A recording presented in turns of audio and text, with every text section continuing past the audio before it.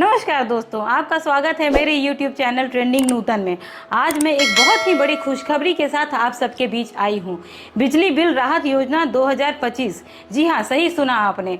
UP सरकार के द्वारा बिजली बिल राहत योजना 2025 की शुरुआत कर दी गई है। इसके अंतर्गत वाणिज्यिक और घरेलू दोनों प्रकार के उपभोक्ताओं का इसका लाभ मिलेगा। किसको कितना लाभ मिलेगा, क्या इसकी प्रक्रिया होगी, कौन लोग एलिजिबल होंगे और किस प्रकार से इस प्रक्रिया के लिए हमें आवेदन करना होगा, इसकी पूरी जानकारी मैं इस वीडियो में आपको देने वाली हूँ। आइए जानते हैं बिना किसी देरी के। ऐसे कई विद्युत उपभोक्ता हैं जिनका काफ़ी बिजली बिल बकाया है और ब्याज का अमाउंट लगा करके तो यह रकम और बढ़ती ही चली जा रही है।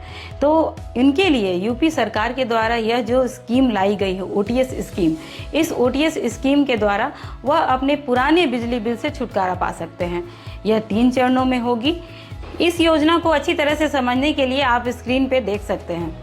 UPPCL OTS scheme 2025। यूपी में बिजली बिल माफी का बहुत ही बड़ा मौका घरेलू उपभोक्ताओं को मिलेगी, इससे राहत। AK शर्मा ऊर्जा मंत्री यूपी के द्वारा इस संबंध में एक विज्ञप्ति जारी की गई है, वो भी आप स्क्रीन पे देख सकते हैं। आपको ऐसा ना लगे कि यह गलत बताया जा रहा है, यह जानकारी एकदम सही है और इसमें किस तरह से आवेदन करना है इसके बारे में भी मैं आपको आगे बताऊंगी। इसकी क्या मुख्य विशेषताएं हैं उसे हम आज समझने की कोशिश करते हैं। सबसे पहले तो जो हमारी यह योजना है, इसमें लेट फी और ब्याज जो भी हमारा लगा हुआ है बिजली बिल में, वह पूरी तरह से माफ़ हो जाएगा। जैसे कि अगर मान लीजिए आपका बिजली बिल बकाया 70,000 दिखा रहा है और उसमें मूलधन आपका 50,000 है, 20,000 आपका लेट फाइन और ब्याज है, तो ये लेट फाइन और ब्याज यानी 20,000 रुपये पूरी तरह से माफ़ होने वाले हैं। यदि आप पहले चरण में अप्लाई करते हैं तो आपको ब्याज तो माफ़ कर ही दिया जाएगा, यानी कि 70,000 का जो बिल था उसमें से 20,000 तो पहले ही चले गए जो ब्याज था।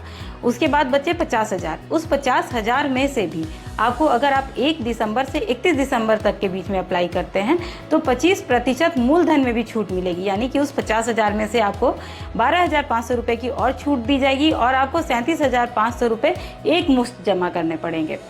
यदि आप दूसरे चरण यानी कि 1 जनवरी से 31 जनवरी के बीच में अप्लाई करते हैं तो मूलधन में आपको 20% तक की छूट दी जाएगी।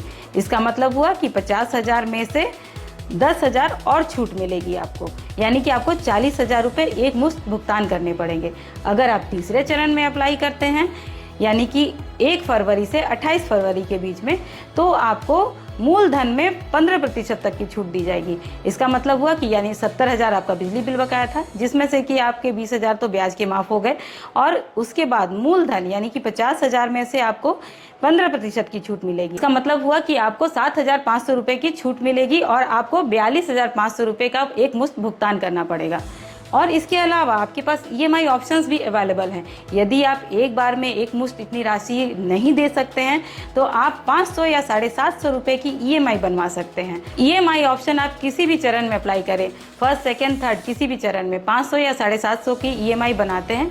आप पहले, दूसरे या तीसरे किसी भी चरण में अप्लाई करें।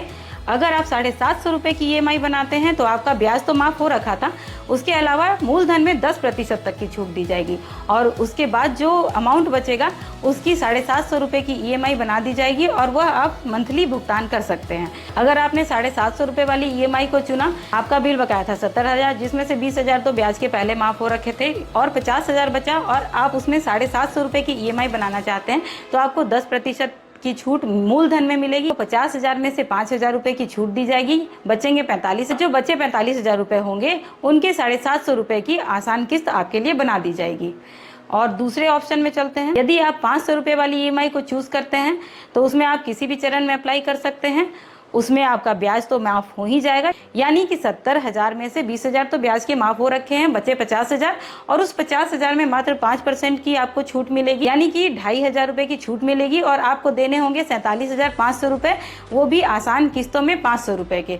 और यह जो किस्त होगी यह ब्याज मुक्त होने वाली है। तकनीकी मीटर की खराबी या किसी कारण से विवादों में फंसे हुए मामले, इन सब का भी औसत बिजली बिल का निर्धारण किया जाएगा। यदि आप बिजली बिल की EMI बनाते हैं तो हर महीने जो आपका बिल आ रहा था वो वैसे ही आएगा, उसके अलावा EMI की जो राशि होगी उसमें जोड़ कर आएगी।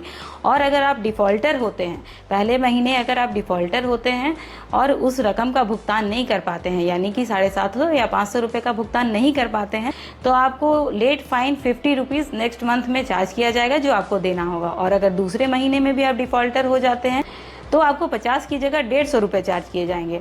और यदि तीसरे महीने में भी आप डिफ़ॉल्टर होते हैं तो आपको 300 रुपये एक्स्ट्रा देने होंगे। और यदि आप चौथे महीने में भी नहीं दे पाते हैं तो आपको डिफ़ॉल्टर घोषित कर दिया जाएगा। इसके लिए कौन एलिजिबल होंगे?